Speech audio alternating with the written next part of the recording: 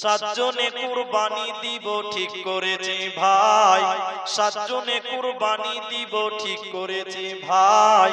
উঁচা মোটা গরু কিনো গোস্ত বেশি পাই।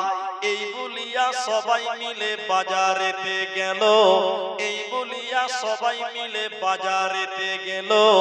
উঁচা মোটা গরু দেখে কুরবানি কিনিল।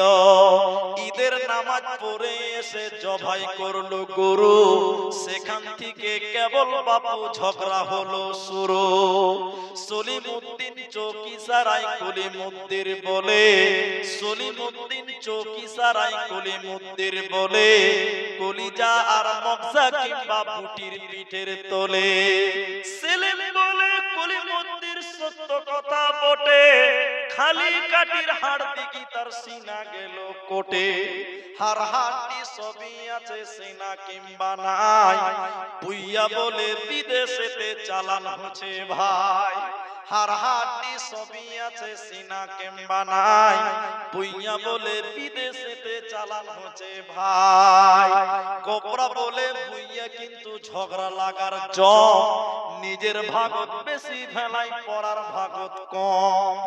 এই বলিয়া হুড়া হুড়ি লাগলো পিটা পিটি, কেউ বা এসে করে রে ভাই মাংস ছিটা ছিটি। সাত ভাগে কুরবানি দিয়ে একই হলো দশা, সাত ভাগে কুরবানি দিয়ে একই হলো দশা। একেবারে মিটে গেল গুস্ত খাওয়ার আশা, এমন কাজার না করিব না কত মাটি ভাই। যা হবার তা হয়ে গেল, চলো বাড়ি যা। টাকা কম আছে, ছাগল কুরবানি দিবেন। কথা বুঝতে পেরেছেন কি আমার কবিতাতে? টাকা কম আছে, ছাগল কুরবানি দিবে, ভেড়া কুরবানি দিবে। সাত ভাগে যাই যাচ্ছে, অত সমস্যায় যাবেন কেন ভাই? অতএব সমাধানে আসেন। আল্লাহ বুঝার তৌফিক দান করুক, আমরা বলি আল্লাহুম্মা আমিন।